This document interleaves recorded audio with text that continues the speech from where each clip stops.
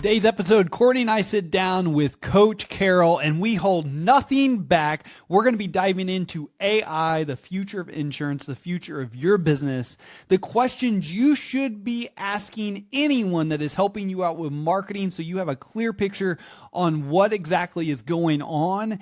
And again, we hold nothing back. So the F word is going to get mentioned in this episode. So if you have little ones in the car, please just be aware that the F word will be mentioned. Other than that, let's get to the episode because it is a good one. Hey, welcome to the Insurance Buzz. We are your hosts, Michael and Courtney Weaver, and we are excited today. We have the one, the only Coach Carroll on. DJ Carroll, what's up, buddy? How you doing, man? Let's go, Weaver fam, Weaver Nation.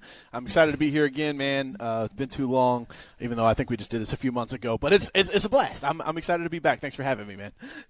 Well, so we were thinking about that. I think it's been like a year and a half since you've been on, dude. So we are pumped to have you on. Yeah.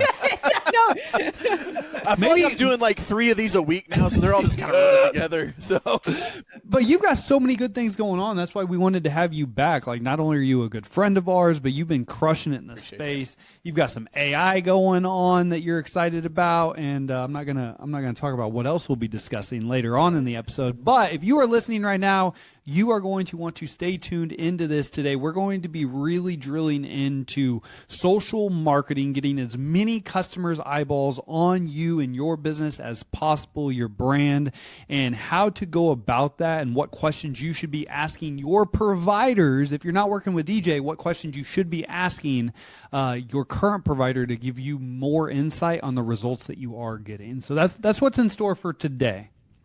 I want to jump into the conversation that we were having in the pre-show where we were talking about what you're doing from a social media marketing standpoint and impressions and kind of how that's segueing into AI and technology. So let's start there. Yeah. Well, so for anybody that doesn't know who I am or this is the first time you're tuning in, there's awesome episodes that we've done in the past on both your guys' podcast and I've had you guys on the Sales Factory. So highly recommend you guys go check both those out. And drop a subscribe and a like while you're there. Yeah, so I've been doing advertising on Facebook and it wasn't even Instagram back then. It was just Facebook since 2013. And for a long time, I've been saying, like, you have to build a personal brand.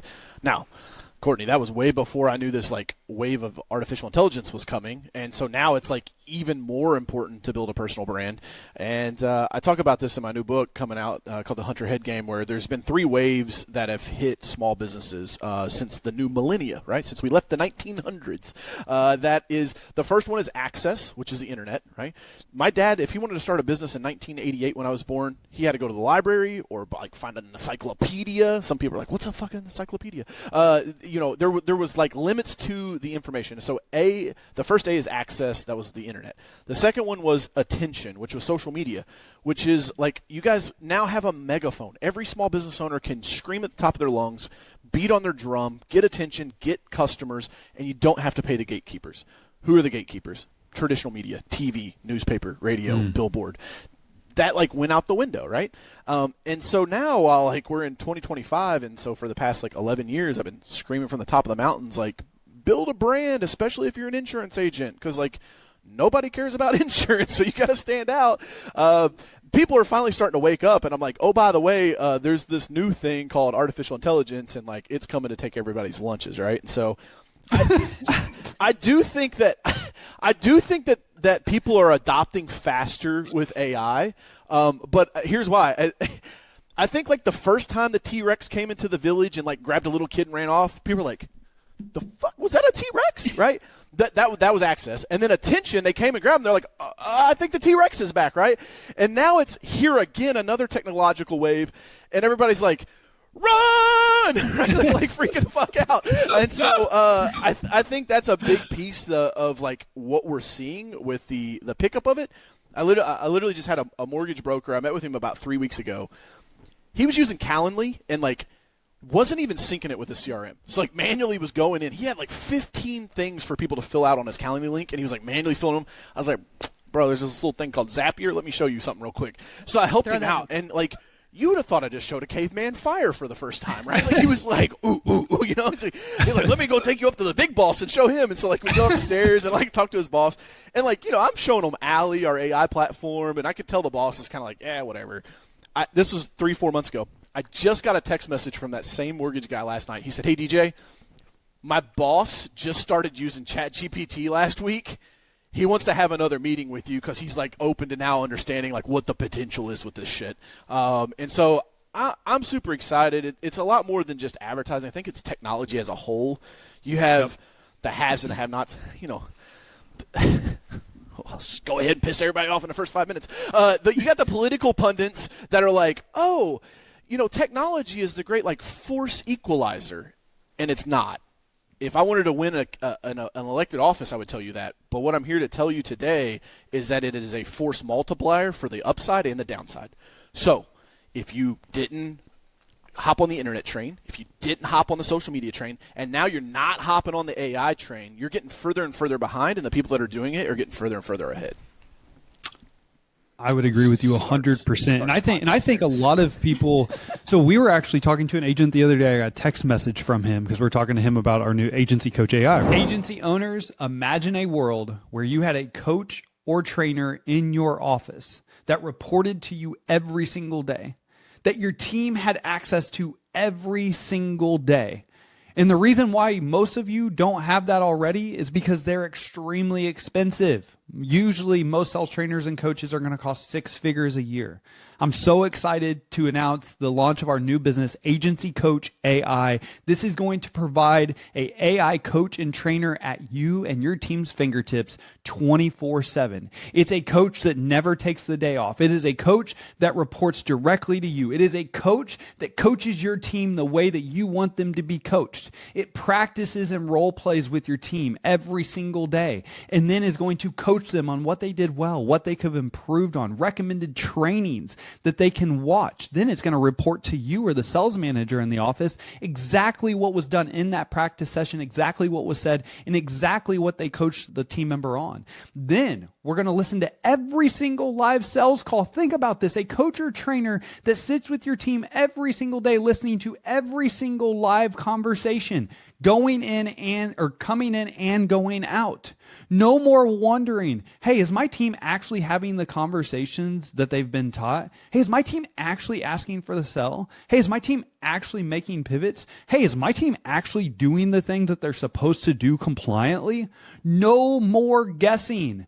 It is all going to be documented and given to you word for word. And the best part about this is after the live calls, the coach coaches them on what they did well, what they could have improved on, and any recommended trainings that they would recommend them take and watch.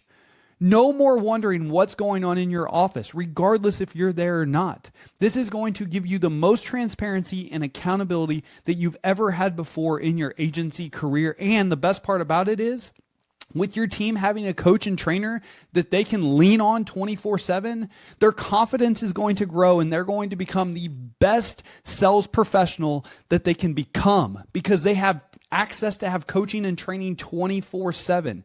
If you are ready to take advantage of AI, if you're ready to have more time back in your business, if you are ready to quit having to choose between training your team and growing your business, go to agencycoachai.com and check out the demo or shoot me a text 816-727-7610 and I'll be in touch and we can get a call scheduled.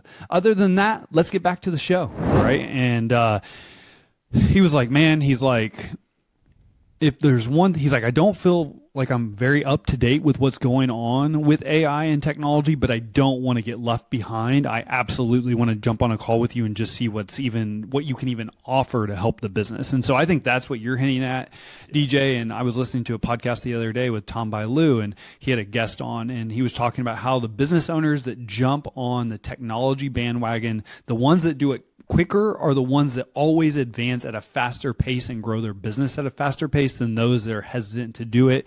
Now, I know that people in general a lot of people are hesitant, a lot of people are conservative, but AI is one of those things that is changing the game so quickly. We thought the internet changed the game fast. We thought social media.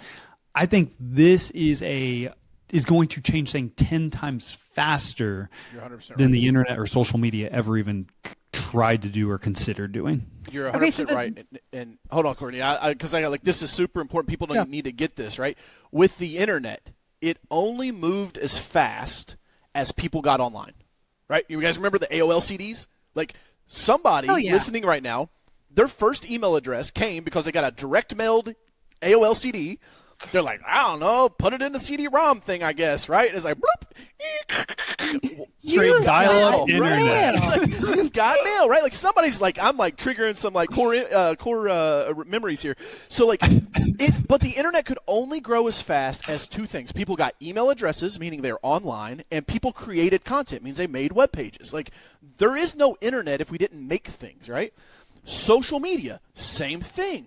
There are no social media posts if people aren't creating profiles and using social media, right? AI doesn't give a fuck if you use it or not. Some of these models are growing at 400% per quarter, right? Like, and so what happens is now you've got companies like OpenAI that is training their models with agents. And so it's called recursive learning, if you want to get like super nerdy, where it starts teaching itself. And so it's like, yeah, cool, Michael, in the beginning, I got a bunch of data sets and I got my initial training, and then maybe you start working with me. Now it's like, I'm just going to go over here in the corner and play with myself, not in a bad way, but like, and learn, right? And so like, it's just crazy, man. So you're 100% right that like, first mover advantages are a real thing. And this train is leaving the station, and it doesn't care regardless if if you're on it or on not. Like it could be 5 people that go with it, or it could be 5 million. It doesn't matter. Yep. So sorry, Courtney, I didn't mean to cut you off. No, I'm glad that you brought up that point because that kind of segues where I was going. Because somebody listening to this, where are we at in this stage? Are they behind, or can they still jump on this train? Are they ahead of the curve? Like. Because there's always a lot of fear around change. So I want to have an open conversation around where we're at in the stage of AI and what insurance agents need to be doing. Great question, by the way. So, Thanks. That was a good question. And I will tell you, if somebody DMs you or messages you on LinkedIn or sends you an email and says, hey, I'm an AI expert, fucking run, because this really has only been mainstream since like the end of 2022. That's when DALL-E came out in ChatGPT 3 and sometimes 3.5, depending on when you hopped on it. The guys that are expert at this are getting $1 million, $20 million, $200 million signing packages from Zucks, right, to like build Meta. Those are where the experts are. Some guy that DMs you on LinkedIn is like, I'm an expert in AI. Let me help you out. It's like, no. What I am is what I've always been, a student and a practitioner, not a pundit, right? And so where I'll tell you right now is like, I think you have missed the boat a little bit because of your learning curve. It's not about the execution side, right? Like maybe like, oh, I haven't implemented something. Like, cool, that's one thing. But you don't want to be the person that gets taken advantage of by the shade tree mechanic because you don't know anything about mechanics, right? Like, it's like, I came in for an oil change. You're telling me my canuter valve is out because the canuter fluid was going bad, and that's $3,000. And you go, okay, I don't know, right?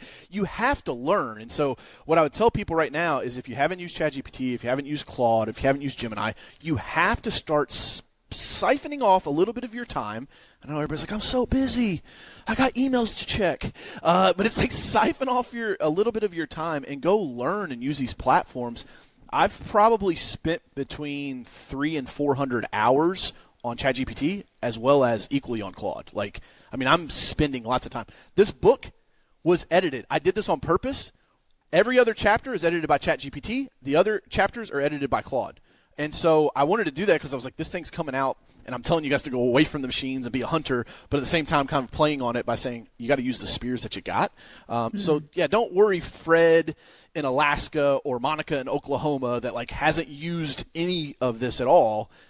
You're not left behind, but, like, you guys remember in the old cowboy movies, like when the train's like, it's like the last blow before it's leaving the station? Like, we're to that point, right? And so I don't want to scare anybody, but like this is a real thing, and it's not going to stop just because you don't understand it. Like, you guys remember how many people didn't use social media because they're like, I don't like social media? You know how many times I used to hear that when I would call a State Farm agent or Allstate agent, and they'd be like, DJ, honestly, man, I'm not on it. I don't like it. I don't like what it's doing to society. And I'm like, cool. The average American still spends 6.5 hours a day on it. So, like, what are you going to do about it, man? Like, just pass up on the opportunity? I don't know. What I'd be curious what you think. I don't think you're too late, but I don't think it's going to slow down anytime soon. So technology and history takes us wherever it wants to go. Like that's my firm belief. So you either get on board with that, or you resist it, and you can only resist it so long. And then evolution's going to do what evolution does. And if you resist and you don't adapt, then unfortunately you die. And I know that that's like a doom and gloom, and dying doesn't look like maybe actual death. But I think to resist anything that can improve your life, advance your skill set, and help you grow and be able to tackle challenges as they come to you, I don't think that's ever a bad thing. My opinion with technology is I'm always going to leverage to enhance my human experience. It's going to enhance my business. It's going to enhance the customer experience. I'm going to use it to make me more efficient, but it cannot replace me as a human. It's my responsibility as a human to continue to improve my own humanity, my soft skills, my empathy, my communication skills. Like that's where I get to excel. I don't think it's too late, but I don't think you can resist it forever. When you have people that were born in the 1900s, to your fact, DJ, which is all of us, but actually born towards the beginning of it, not the end of it, that are talking about AI, when you have grandparents and great-grandparents that are referencing AI, when that wave hits it, then it's here. Like we need to pay attention to it. We were literally just in the Serengeti, one of the most desolate, like you want to talk about nature and Darwin, like where it is the most wild place on the planet, and they are on their cell phones. Like you're not getting away from it. Like technology is here. So I wouldn't be afraid of it. It's okay if you don't understand it, and it's okay if you're not the master at it. But I would, to your point, I would start dedicating some time to figure out how to use it to your advantage, how to make it your friend and not your enemy. Yeah. That's my 2 cents on that. I agree 100% on that. All right, let's go. I just have a personal question, because you edited your book with, you said you did Claude and you did ChatGPT. Correct. And I've trained our ChatGPT. She's been fed Michael's books, so she understands like his tone and emphasis and the words he uses. So which one do you think did a better job between the two of those? Claude. Okay. Don't even have to think about it. Now, okay. That was using O3 Mini on research on ChatGPT and using the 4.0 for like creative writing. Claude Sonnet just did a way better job. And just so people know, it's like, DJ just had this AI write his book. Nah, I've been waiting on them motherfuckers to come out and try to download it. Here's what happened. I have been writing this book for 10 years. Okay, since 2015, I've been working on a manuscript. The manuscript was 500 pages. I went through 3 different human editors that, like, they're like, okay, page 1. When I sat on a Zoom meeting with me, I'm like, there's got to be a better fucking way. I don't want to relive 500 pages of what came out of this noggin, right? And so what I did is I hired a PhD publisher, and she's actually my publisher in this Honey Tree Publishing. She basically read through it and said, okay, here's the structure. Because it was almost like a bunch of poems, right? It's like almost like a bunch of journal entries or whatever. Like I kind of had questions that I know a lot of small business owners had, and I would kind of write the questions. She's like, but you need some stories in here. It's kind of dry. It almost reads like a textbook a little bit. But she was the one that came up with the index, like the chapters. And so it's basically a prologue, an epilogue, and then 10 chapters. And so with that, and knowing like what the overarching strategy of each chapter was, I took my entire transcript, I gave it to the platform, and now, like, you can't just, like, I had to go in the backside and, like, actually make these knowledge base, because, like, if you try to upload 500 pages, it's going to be like, I can't process it. Or it'll say, because here's the other thing that's happening really bad right now, these things are fucking hallucinating. And hallucinating means, like, edge cases where they're trained to help us. And so instead of saying, hey, I can't do that, Michael, it goes, hey, Michael, here's the answer. You asked me a question, here's the answer. And it's like, well, hold on a second. Like, you keep giving me the same information that's in the first 100 pages. What the fuck, right? And so we had to basically fix the way that I was going to be able to prompt it. And then what I would do is I would say, hey, here's the transcript for this chapter. Here's the overarching theme. What are some questions that you have for me, or some stories that you want me to share with you that would help tie this together? And then it would come back, and it would be like, pop, pop, pop, pop, pop, pop. And then I would put my headphone on, and I would click the audio, and I'd double tap function on Mac. If you guys don't know what dictation is, it's like the greatest like cheat code for a MacBook. And I would just sit there, and I would dump to it, Courtney, over and over and over. I mean, hours. I I don't even know how many hours I've gotten this book. It is so good. I mean, I talk about like one of my cousins getting shot up at a drug house. Like I talk about my mom having colon cancer. Like it allowed me to really pull out stories that I probably wouldn't even have felt comfortable sharing with like an editor that I didn't know. And so I'm really, really happy. I look at that thing as like a work of art for me. And I know that it's going to change a lot of people's lives and help a lot of people. So yeah, I'm excited about it. I'm super pumped even hearing you talk about that, because the level of vulnerability that you were able to do, like there was no shame, there was no judgment with other human beings, I think is a huge part of this. Not only that, you brought up something that I think one of my favorite things that technology has done for all of us, and it's allowed us to be better communicators, because I think better questions equal better answers. And so when you start working with these tools that are requiring prompts, it teaches you how to ask better questions, because the big question that we always get that we don't have the answer to is, what do you want out of your life? Well, that's a big question. So let's ask a better question. And I think it allows us to not only be better communicators, but also be better listeners and going, okay, when they respond to that, what am I actually trying to get to? Instead of sticking in the treetops as humans and going, yeah, I'm fine, I'm good. And it's like, no, let's actually have a conversation. So I love that you bring that up, because I think that that's what AI is really allowing us to do, is really hone our communication skills. So I'll show you guys this too on camera here. It did all of the pictures. There's a picture at the beginning of each chapter, and they're like pin artwork, which is like crazy, right? Super awesome. It gives it like that old school vibe. But I wanted at the beginning of each chapter to almost do. My grandma taught me poetry, and so I've always said that I only have one living grandparent, my grandma on my mom's side. My dad taught me the hustle, because he never made more than $20 an hour in his life, right? And so like laziness was not fucking tolerated in our house.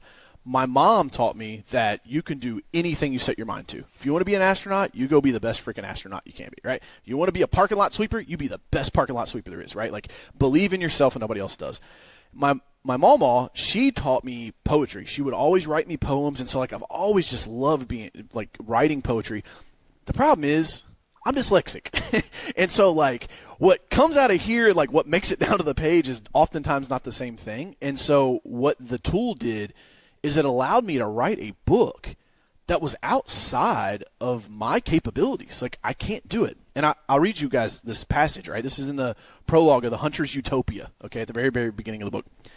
And so it was, there were those who wandered, seeking, yet never finding. They were fed, yet always hungered.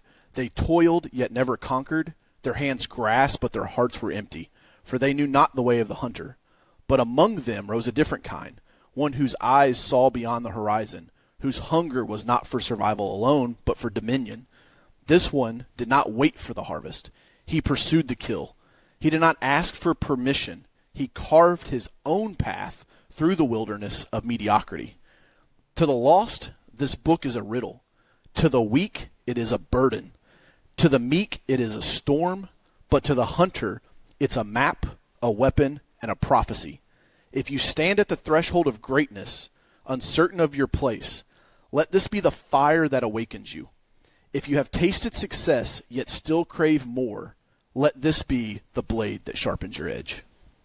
Huh? Let's go! I'm telling you, how you read that and I'll be fired. Like, I'm gonna go make some cold calls now. Like, I mean, you know what I'm saying? Like, it's just, and that was only half of the passage. So it's like it has allowed me to do something and like get my energy across that like I don't have the capabilities of doing. It's gonna change the game, man. I'm so excited about it. We're pumped for you, man.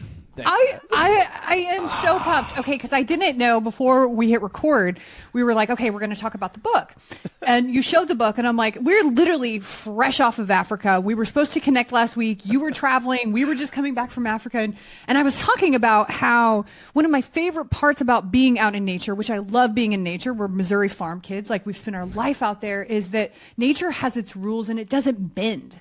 Like there is no bending. Like you either make it or you don't. And when you're around, I mean, there is nothing like seeing apex predators, a lion with its golden eyes looking right at you, and you think, you could take me out. And you have to accept your place in the order of things. And being an apex predator requires a different level of commitment and discipline and sticking to the order of nature. Like, protect, provide, procreate. That's it. Those are the rules of nature. Like once you understand that, you have to go to the level that is required of that. So I think so many times we forget that nature does have her rules, and our job is to not only abide by, but maximize our time here. Yeah. Do the things that we want to do. So I love that you start off with like a full-on Sparta 300 like kick like down the door, because we need that. We need that like gusto. We need to. I'm a firm believer that we all need to wake up again. Like, we are alive, we are present. Let's freaking go. That's why we always say, let's go. Like, let's do this. Let's be alive. Let's commit. There's a lot of people that are alive but aren't living. Right. And I know you guys will resonate with this because you just got back from Africa. When Tori and I went to Glacier, where like you could turn the corner and there's a grizzly bear, right? You get home. We got back to Louisville. Like, this is still like we got a farm now, but like, so it's a little better. But like when we were still like in the subdivision in the burbs at the golf course, right? Like in the like little country club community, we were sitting on the back deck smoking a J, and I'm like, I'm just kind of like numb to this because your senses are at such a heightened level. When you come back to like society, you're like, there ain't nothing that's going to eat me out here, right? And so like, and I think what happens is if you, and this works, this is Darwinism's Mother Nature, right? You put something in an environment, eventually it adapts to an environment, right? And here's the point, right? Somebody right now is pissed off because they ordered their lunch on Uber today, on Uber Eats, and the delivery driver got lost, so it was took 5 minutes longer than it was supposed to, right? Like, that's what you're bitching and complaining about, Karen, right? Like, come on, man. And I don't know. I just, like, I think we've gotten soft because, like, the lion doesn't come in a village and drag a couple kids away every month, right? Like, if that happened, like, we would probably have our head on a swivel, as my old football coach used to say. Oh, gosh. Yeah, I agree. Like, I again, it's terrible. He wants kids to get eaten by lions. You're missing. No, I definitely don't want kids to get eaten by lions, especially since I've been around so many of them, and it could very easily happen. And I know how that goes down. But I do think that, what is that book? It's talking about like modern conveniences, and it's like our comfort crisis that we have created. It is called the comfort crisis. We have created so many things that make our life easy that when actual fear is present, we don't know how to react to that. And that's one of the big reasons why we continue to travel and we continue to do things where we're choosing our challenges, because I want my body and my mind to be able to understand when is my life in danger and when is just this is an inconvenience. Because those are two different things. Because I don't want to keep stressing my body out if it's just an inconvenience. Yeah, but Courtney, like this is what happens when we give out fucking 18th place participation trophies. Yeah, like we're seeing the net of that. When like little Billy travels and can't shoot the basketball to save his life, but then his mom bitches and moans, so like we still let him on the team, right? Like there are cause and effect, there are consequences, there's risk and reward. Sure. Like these are things of life. That's why I love Jordan Peterson's writing, because it's very stoic, very old school. Like we didn't just like start last generation, right? We've been here, and there's rules to the game, and like for some reason, man, I think it's part of technology, right? Like, I mean, we're lost in a doom scroll, most of us, and I also just think that there has been this coddling where it's like, oh, you have anxiety. It's like, no, you're fucking insecure. Like, I you know, it's like, oh, I feel overwhelmed. It's like, no, you don't use your fucking calendar, so you're a scattered mess. Like, get some discipline and organization. Like, but it's like we've allowed it to just like pass by and say like, okay, you get a pass, you get a pass, you get a pass. It's like, you know, you guys have ever seen the meme of like the two lines of people, right? It's like dietary pills, lines out the door, and it's like eat healthy and work out. Like nobody's there, right? And so it's like, it's just what we live in. But I mean, the good and the bad is it's not like we're not going to change it. And so, like, just play by the rules and find the advantages. I used to have a mentor that tell me, play by the laws, break the rules, because that's how you win in business. Ooh. Okay. Well, I mean, it's true, right? It's like the lion's like, well, don't eat the kids. Like the lion's, if I'm hungry, I'm eating whatever I can get my hold of, right? Like, you guys are lucky. He had a gazelle for breakfast, so you guys have got to pass. Like, for sure, but you still know what the rules are, and the rules are do not go out at night when there are predators who are hunting. No matter how many followers you have, how big your bank account is, I don't care how cute you are. It doesn't matter. You are bait at that And you point. didn't put your arm out the window and go, oh, kitty, kitty. and try to pet him on the head, right? Do you know how hard that was for me? I am obsessed with animals. And they're like, that is a life-altering decision. Please do not stick your hand out there. I was like, our hair's the same. Like, I recognize a fellow. There's something so good about perspective. Can't relate. I know. Yeah, I know.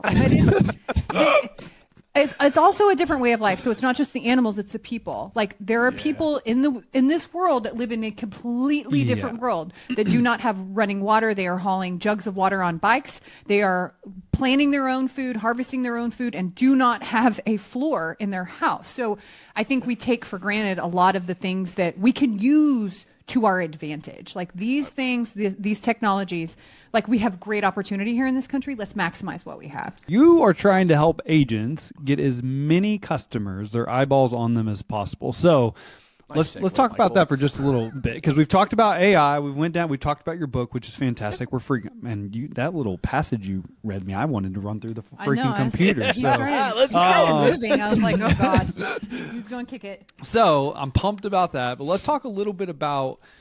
So I think there's always a huge debate, at least that I've heard talking to agents, like, should I do more of the impression style branding? Should I do more of the paid ads to direct quote style of branding? Or not branding, but that's straight paid ads to quote. So talk to us about the difference between the both and why you believe impressions are so important or crucial for someone's business, just not now, but also long term. So it's wild enough that we're having this podcast today because I'm brushing my teeth this morning. I'm like watching CNBC like I do every morning, checking my stonks. And literally they have this like CMO Now thing where they like interview all these CMOs. Gary Vee's been on there and everything. And so literally Allison Griffin pops up today. And like I don't notice it. I'm just like brushing my teeth. And she starts talking about like, listen, we understand nobody cares about insurance. And I was like, what?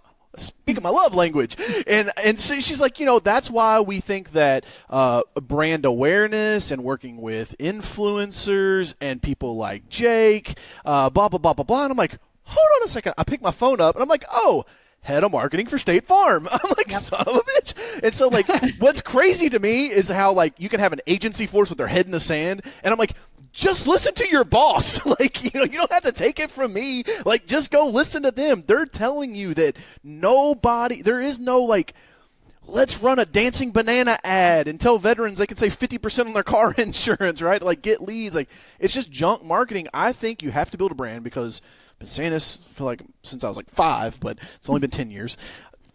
People buy insurance from people. And Courtney, I know you're going to love that because it's people are the difference, right? You guys train salespeople. Like, we may get to a place where there is a insurance company that spins up a full AI workforce and, like, you get a quote and that's it, right?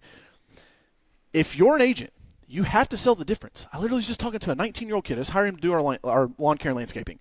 I said, dude, the biggest advantage you got for you right now is you're 19 years old and you're a young, hungry kid, so you'll be able to get by with shit that I wouldn't let a big landscaping company get by with, right? Same thing. You can get by with shit as an independent, small little agent that you can't get by if you're like, what's the big one? E-Trade or some Allstate, I think, bought them up, right? It was like only online quotes. And so I just think for me, man, it's about building a personal brand. It's also like nobody hangs out on Google. And so, like, if you're running ads on Google, sure, they're higher intent clicks. I get that. But 60% of search went away with the AI summaries. I don't know if you guys have seen that or not. Like, there are Google marketing agencies that are running around with their hair on fire right now because they're like, what do we do? Like, nobody goes past the fold anymore. Like, they just read the summary and they're on back about their business.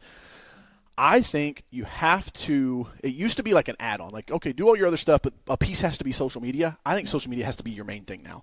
And luckily, I'm seeing it. I'm so happy. Like, I don't know why I'm saying it. Like, I'm happy customers are leaving us, and they're like, hey, DJ, thanks for the help, but, like, you've been doing my organic content. I just hired 2 people in-house, and we're putting out, like, 3 reels a day. Like, we're just cranking on the content engine machine. I'm like, cool, perfect. You get it, right? Like, you're going to stand out head and shoulders above everybody else. However, what they don't understand is those people don't know how to run the paid side, which is what we specialize in running the paid ads in your local market. And people will go, they'll watch a webinar, they'll go to a conference, and they'll come back with like these crazy like marketing ideas about, I want to do lookalike audiences and all these different things. And I'm like, cool. Rachel, there are 128,000 people in your small town. How about we just advertise all of them? Because it costs you $4 per 1,000 people we show an ad to. And over the year, we can show everybody in your town like 5 ads, like with a $400 a month budget. Like, let's just do that, right? So I'm still not sold 100% on a localized business being like super niche on the targeting, super like just advertising for the lead. I think you got to do brand awareness because at the end of the day, people buy insurance for 2 reasons. You guys have heard me say this before. They have a bad claims experience or they get a rate increase. Yep. That's it, man. And so I don't wake up on a Saturday and go, I'm going to call my buddy Michael and see if he wants to hang out today and go shopping for some insurance, right? Like, no. I bought a new car. State Farm sends me my bill. It's twice as much as it was, and now I go shopping, right? or a storm came through. It blew off my roof. Allstate won't pay the claim, and so now I go shopping, right? Like, That's it, man. And so now it's like, are you the person that they think of? And newsflash, that has nothing to do with social media, dude. This is like advertising 101 from like 1950 and onward. You know, Mountain Dew runs an ad long enough. Guess what? Sales go up. That's just how it works. Yep. So I think the huge, at least what I think right now, I think the huge debate, or I would even say the biggest mistake I see with agents and their team members and their branding is their freaking marketing is a bunch of shit that doesn't even have to do with them, what they do for a living. And it's like, okay, that's cool that you get clicks. That's cool that you get likes. But what is that actually converting to? Because if you were attracting an audience in 5 states away that you can't even help out, what does it freaking matter how many likes or engagement you get? Because you have to get a shit ton of engagement to get paid anything on social media. So you sure as shit ain't going to get rich on that. But Michael, it makes them feel all warm and fuzzy on the inside because they went viral. But what the hell? That doesn't pay the bills. Let me just clarify that if you run a business, social media is a part of your business now. So if you are on social media, you are using it as a business tool. I want to clarify that. If you want to doom scroll, that's fine. Use that in a different way. But if you're marketing your business, let's market your business. Okay. Yeah. End cap. So I want you to dial that down though a little bit. When you say like that doesn't mean like it doesn't talk about actually give a specific example. So somebody listening right now can be like, "Ooh, I'm doing that, and I need to adjust." I've got one Yeah. for you. Let's do it. I love him to death. Nick Saka. He's a good buddy of mine. He's an Allstate agent. Dude's went viral a ton of times, right? One of his most popular clips is it's like white people versus black people hiking. Oh, the hiking one. Yeah. And it's like no black people, and then just like Nick walking around on a mountain, right? And it's fucking hilarious. I died. And like Bones Jones, UFC fighter, like commented on his post. I mean, like it was insane for him from like no to ability. And now he's got some other businesses that he's using, so it's like cool, that'll help. But if you're just a State Farm agent in like upstate Oregon, like that's probably not going to do a lot for your business, right? Like maybe you get some eyeballs on it, maybe you go viral. I also think like call a spade because I know Nick well enough. I feel confident saying this is that, you know, he's got the balls to make that kind of content, right? Like most of these agents out here are like, I don't know, DJ, if I should talk about like, did you have a bad claims experience with another company? That could get me in trouble. It's like very like, let alone going to go way out on like racially charged spectrum and make a piece of content. You know, it's just like, I don't see that happening. And so that's why I just tell agents, I'm like, hey man, just take the stuff you're already doing offline that you've been doing offline for the 15 years you've been in business and just put a camera in front of it. So like when you go to the Bands and Barbecue cookout, take some fucking pictures, right? Like when you give the scholarship away at the high school, take some fucking pictures. Like it's that simple. And so now the 500 people that were at the Bands and Barbecue or the 1,000 people that saw you give the scholarship away, there's also another 1,000 and another 500 online that are going to go, oh, Michael and Courtney gave a scholarship away. That's awesome. I love that they're involved in my community. I'm going to file that way back in my brain. And when Allstate doesn't pay out my claim, like I'm going to probably call Michael and Courtney, right? Like that's how it works.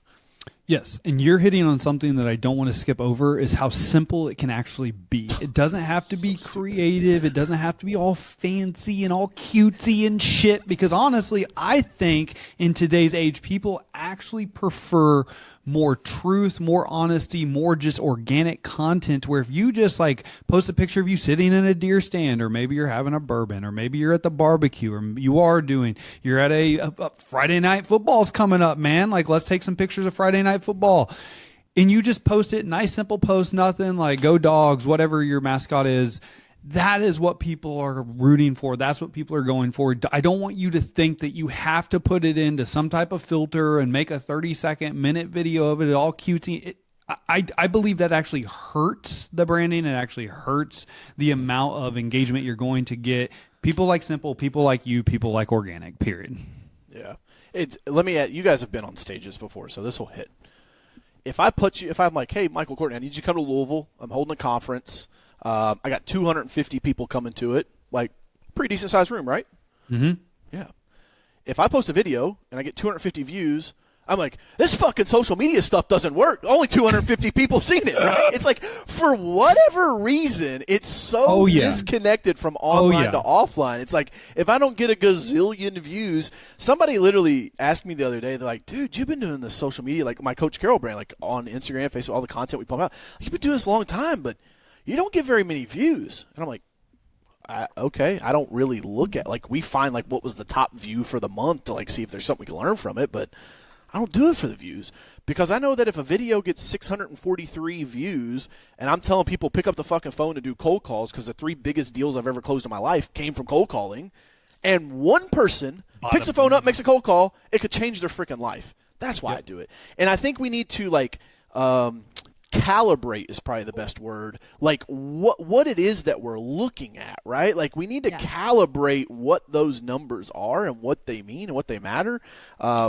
We, hands down, our deluxe package, we get 1 million impressions every single year. We have consistently. Like, it's set up that way that we will get you 1 million ads displayed in 1 year. Now, what does that mean? Like, when you say million, for somebody that doesn't know what that means, what does that even mean? So, okay. Again, this is the missing the bus part, right? Like, this is advertising. This isn't just social media. This is any advertising whatsoever. And the number of clients that I talk to and prospects that I talk to that don't understand what an impression is, that don't understand the basic, what I call 6-pack. When I fly airplanes, so like we have 6 instruments in a cockpit. We call it 6-pack. These are your primary numbers you have to know. What is my ad spend, right? How much did I spend? What was my CPM, which is cost per 1,000 impressions? What was my total number of impressions? And to your question, Michael, an impression means that the thing that you made showed up somewhere on somebody's phone. That's the easiest way to say it, right? Because like it used to just be your timeline, but like now, like fuck, they're putting ads in the middle of. I was on somebody's profile the other day, like scrolling through their posts, and I'm like, why is there an ad on their profile? What the hell, right? It's like they're shoving it everywhere. So we actually don't do automatic placements because it could actually shove a ton like off of the platforms. We only do on-platform advertising, which is another thing that makes us different. It's like I only care about eyeballs that are on Facebook or Instagram, because they're engaged, right? So those are the first 3, spend, CPM, and your total impressions. Then we're going to look at whatever the objective is. Most of the time it's clicks. It's either like click to go to a website, which is what we typically do, click to send a message, whatever it may be. How many clicks did you get on that ad? And then what's your click-through rate? Meaning how many ads got shown, how many of them got clicked on, right? And so I can tell you, I was on Tommy Mello's podcast. He owns A1 Garage Door, do $250 million this year. We took an ad and we ran it to contractors, right? Because everybody knows Tommy Mello in the contractor space. Dude, it's like a 5% click-through rate. Our insurance agents, the corporate campaign that State Farm does for insurance agents, they're like, well, if you get a 0.6 click-through rate, you're doing good, right? Like, it's like so in the trash because it's insurance. Most people don't care to click on an insurance ad, right? So you got clicks, click-through rate, and then let's see. Frequency is the last one, which is like based on the people that it reached, how many times did they see the ad, right? Because if it's direct, that's old school direct mail, right? If I send, it's better to send 5 postcards to 10,000 people, right? Boom, boom, boom, boom, boom, than to send 50,000 postcards to 50,000 people one time, right? So again, I'm not recreating the wheel here. I'm just taking like old school advertising and taking it online. And this is what happened when I started the business, guys. Is like, I've seen all these like internet nerds like funnel optimization and like da-da-da-da-da-da. And I'm like, TV, radio, billboard, newspaper have all been sold on CPMs for as long as they've been around. Like, who the fuck am I to think I'm going to change how advertising is working, right? So for us, I'm like, hey, I'm just going to come in and get you cheaper eyeballs and better eyeballs because they're on platforms that they're just like locked into for 6 hours a day. Hopefully that answers the question. Yeah, no, that's a great That was a answer. No, it was great. Because I just wanted to make sure, like when you say 1 million impressions, that means 1 million eyeballs are seeing an agent a year, over a 12-month period. That's what you're saying. It's 1 million ads displayed. It could be if you're in, Okay. Beaumont, Montana, and there's 10,000 people in your town, like that frequency could be 27. If you're my man Kevin Spann, top Allstate agent in New York, like you're probably only reaching 2 on the frequency on that one, right? Which Correct. then now it dictates of like, okay, we got to spend more money in different markets, right? And it's a strategy. Here's what I would warn people against is like cookie cutter, like we're going to do the same thing for you that we do for everybody else. Like that's to me is like the biggest waste of money. You'd be better off like take the $300 a month and like take your team out for a team lunch, because at least on Monday they'll have some fucking gumption and they'll go sell a couple extra policies for you. Like wasted money is wasted money. It doesn't matter. Like I've had so many agents like, well, yeah, DJ, but we get a subsidy on this thing. And I'm like, okay, like if I sold you a car that didn't run, but I told you I'd give you $500 off, like is that going to incentivize you to buy that one more than the car that doesn't have a subsidy that like does run? It actually hurts your credibility as your brand. As somebody who sees a lot of different insurance agents, when I see the same consistent stock photos over and over and over again, for me it turns me off. And so I can only imagine what a consumer thinks, because they're like, okay, well this isn't actually, they're not creating this. And to your point, it doesn't. I mean, if you're going to spend $300 a month, there's a lot of other things. You could go donate that to a charity. You could create a scholarship, take your team out to lunch. You could spend it on a different lead source, something like that. I want to hit on something. I want to kind of circle it back, kind of tie a little bow on it. Michael, I completely agree. I think as AI has continued to come out, people are craving real, authentic social media posts. So do not overthink this. You don't need filters, CapCut, stock photos, all of this. You need to get on and you need to talk. They need to know that it is you. So I think that's there's a formula for that though, Courtney, because like I don't want somebody to just go out there and throw shit at the wall and then be like, well, why isn't it sticking? Okay, so your cover photo, if it's a reel, your cover photo matters. If you guys go look at my Instagram, we started putting supercars as the background over the title instead of my face. I'm like, I want my face on it. And it's like, yeah, but they'll see your face in a half a second once they click on it, right? And so like it's like, pressure washing billionaire with like a Lambo in the background, right? Leased Ferraris with a picture of a Ferrari in the background. It gets that click through, right? And this is a little different because my audience is a lot wider. But your photo should be something that's interesting, not just you like mid-sentence, right? It's like nobody wants to see that. But it's the cover photo. It's the first 3-second hook. So if your video is, hi guys, this is DJ with DJ State Farm, and today, past it, right? And then what is the actual meat of the content, right? So like those are the big 3 things. And what you said, Courtney, before you pivoted there was like, you said, I see all this content, and like if it's cookie cutter, like I'm like, I don't know what the audience thinks, right? The key is they don't, because after they've seen that same image from 6 different agents, it's like autopilot, man. They just scroll right on past it. They don't need it's not even there. Like people get on social now, and they're zombies, man. They're like they don't even remember what they saw. I can't wait for like the updated like attention span studies to come out like post millennia, like post social media. It's going to be bad. Well, we're all going to be fed by AI influencers, so it's all going to look completely different. Yeah, we won't be able to. Yeah. I would guess that somebody like most people that are listening to this, you've already seen an AI influencer. You just don't even know it. Yep. And the girls are doing it now too. Like the OnlyFans girls, this is a big movement. They're like, wait, so I don't have to get all dolled up and take pictures today? I can just have a whole nother account that's like, and then like a link that says "See the real me" here that comes to my profile that I post to once a month, and then has my OnlyFans link. Like they're going to be the first ones to hop on it. Yeah. I'm not going to ask how you know that, but we're going to keep moving. It's my job. I gotta know that. I'm not. Listen, you go check my credit card. I've never subscribed. I'm happily married to a beautiful wife. Like I get it when I need it. I ain't got to go buy it online. I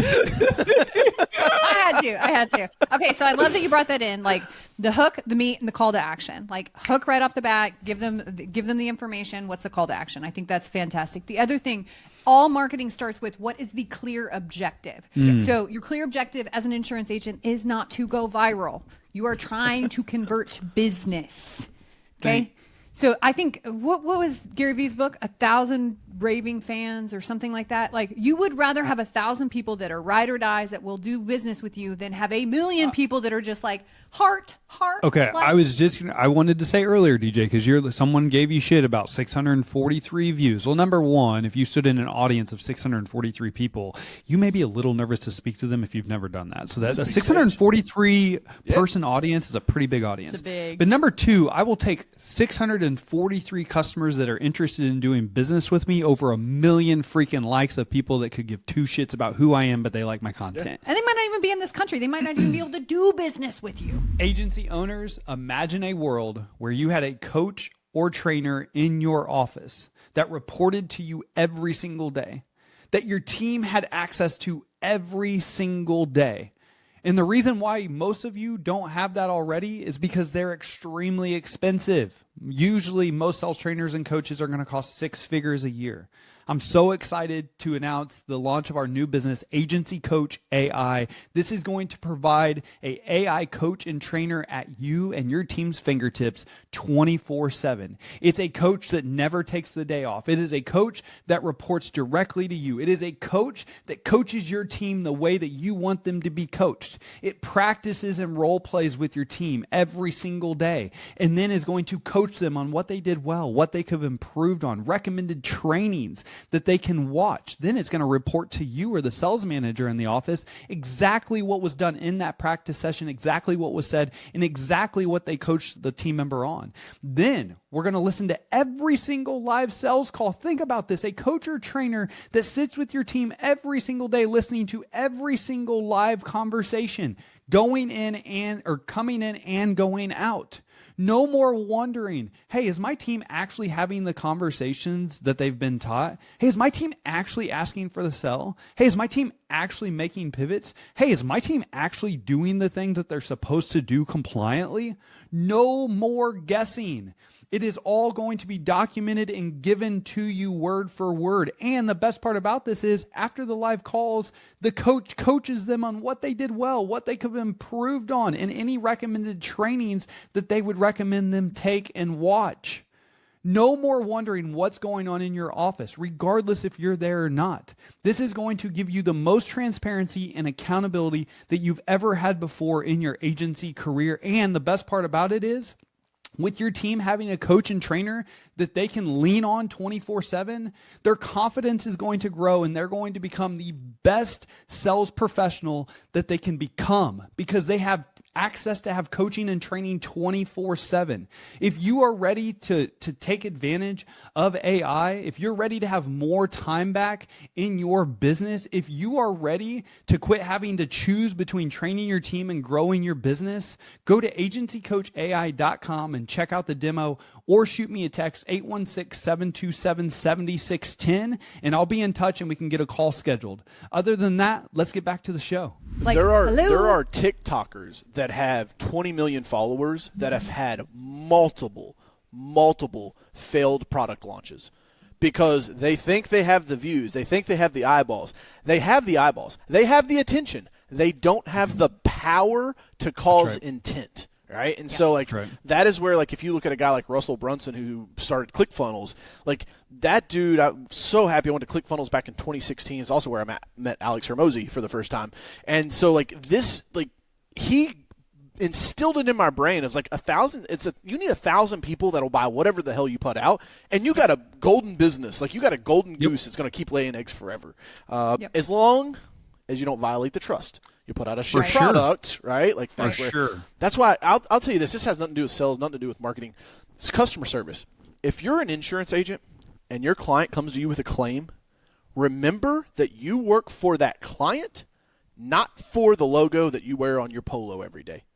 That is the easiest way to keep business. Because I'll tell you, Mark Smith, my agent, I've had multiple claims with him over the years. He's been my agent since I was 18 years old. He helped me file. Well, I don't want to get him in trouble. I say he's had my back in a lot of situations to where I've been like, you sure, bro? Like, this is your team. He's like, it ain't my team. You're my team. And that is where when agents are like, why do I have to backfill 30% of my business every year? It's like, because you buy shit leads at Price Shop You every quarter. And you're terrible at customer service when something comes up. It's insurance. You got to help people like once every 5 fucking years. Like, and you can't, like, you're too lazy to come out of your office and do that. Like, dude, if I was an agent, I would have a limo on call so that when somebody has like a claim, like a big claim, I would have the limo go pick them up and bring them to my office and be like, tell me all about it, Courtney. What happened? How'd they do? I'm gonna make it right. We're gonna get you right today, and then the limo's gonna take you to lunch and then take you back. And guess what? Courtney's not a single policy holder with me anymore. I got life policies, family policies, DI policies, umbrella policy. Because it's like nobody treats me like this. You'd have a line out your fucking door. And then I'm referring you to every single person. Everybody. It's the easiest way to grow your business and retain your business. This is why we are in business. Like, I will lose my mind over this because you are there when shit goes down. Like, that is your job as an insurance professional. Take care of people like they are your family, because they are. Like, they really are. Like, I will. You and I will. I didn't mean to get. I get a little fired up when I get on with you guys for some reason, but you know. Well, dude, you're preaching right now. I mean, I don't give a shit if your servicing commissions are getting cut. You are in the people business. The reason people pay you every month is in case they have a problem, then you take care of their problem. Like, they are doing business with you. They're not doing business with the company because they could give two shits about the company they work with. They want to do business with you. You're local to the community. They got good vibes from you. Like, your number one priority is to keep customers happy. And that mailbox money that you get every 6 months, every 12 months, it's pretty freaking nice. All you have to do is show up with a smile on your face and take care of problems and train your team to take care of the problems so you don't have to. I literally just got a text message today from an old customer that's like, Michael, can I just jump on the phone with you real quick? I have a quick question about a claim right now and the agent's not being real helpful. Jumped on the phone with her, helped her out, and also told her, leave this dude. Leave this dude. He does not appreciate your business. If I have to jump on the call and answer your question 3 years after I've been out of the business, this dude doesn't deserve to get paid every single month. Leave him. You do that all the time. And the crazy thing is the amount of people, I'm getting fired up, the amount of people that are like, will you go back into insurance agency? Will you please, like, they're asking us to start this business again. Like, what kind of business would we have now based on years and years of just great customer service? Like, think about this. Like, you are building your retirement machine. Like, build it well. Build your house well.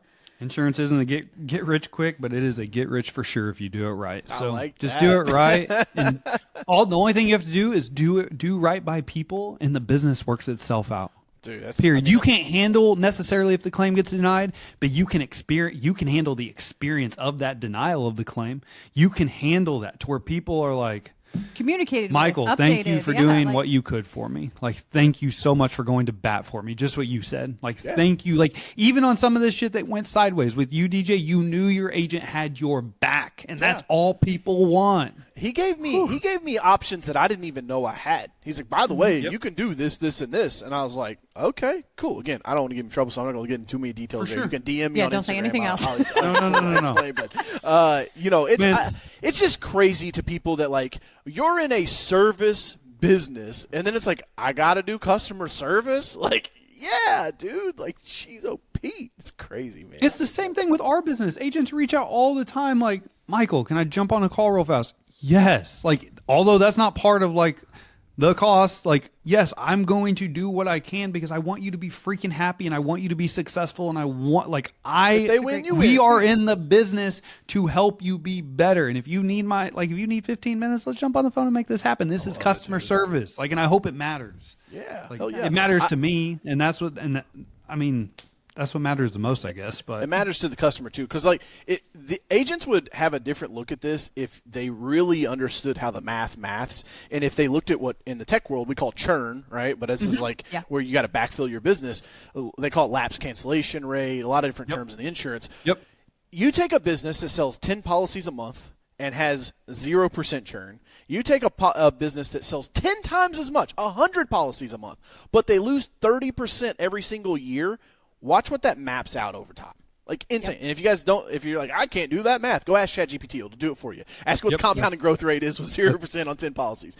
And I just got to say, this entire podcast, I can't stop looking at Courtney's hair and thinking that she's a lion. I keep saying, she's like, I got the same hair, and maybe I'm just jealous. I'm a little upset about it. But like, she's looked off the camera a couple times where I just see the hair only, and I'm like, that's a fucking lion. Michael's about to get eaten. Oh, dude. I'm telling you. We had these two big-ass male lions. Like, they were both about 6 or 7 years old. They were brothers, and they were walking towards our vehicle, walked beside it. I looked at their hair, and I looked at their lion manes. How'd you know they were brothers? The guide. Oh. Our guide. They told us. He's dapping up for it. He's like, hey, look at these humans, bro. What's up, man? But very similar. Like the color, the hair. So, yeah, I'd agree with you, dude. She's got a nice I am an apex predator. Come on now. The main does it all. Let's freaking go. DJ, this has been great. So awesome. Our podcast episodes are always so much fun. I love vibing with you. If somebody wanted to connect, buy your book, give me everything, let's hear it. Yeah, sure. So first, guys, if you haven't already, go hit the subscribe button for these guys. They work their asses off for this podcast. One of my favorite ones to come on to all the time. The book is pre-sale. We launch it October 13th. You guys can go get an advanced notice. I'm also giving a bonus. We're going to do a expanded audiobook version that only the people that pre-register for the book is coming out. And so you can go to thehunterheadgame.com to get that. Remember, the old world rewarded obedience. The new world demands killer instincts. And, find me anywhere on socials. # Coach Carroll. Just type that in the search bar. I actually had to show some lady. She's like, you can search on social media? Yeah, you can do that. Or just go to CoachCarroll.com. Tons of free resources over there.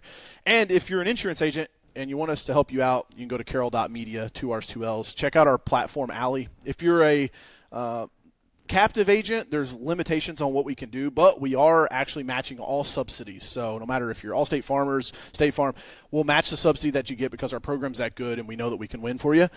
If you're an independent, man, the world is your oyster. There's so much that you can do with artificial intelligence, from Allie's AI voice to her AI lead detection, identifying anonymous website visitors.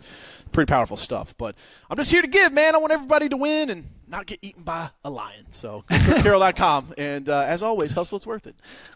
Absolutely, brother. Man, this has been fantastic. Thank you as always. Always enjoy and love our conversations.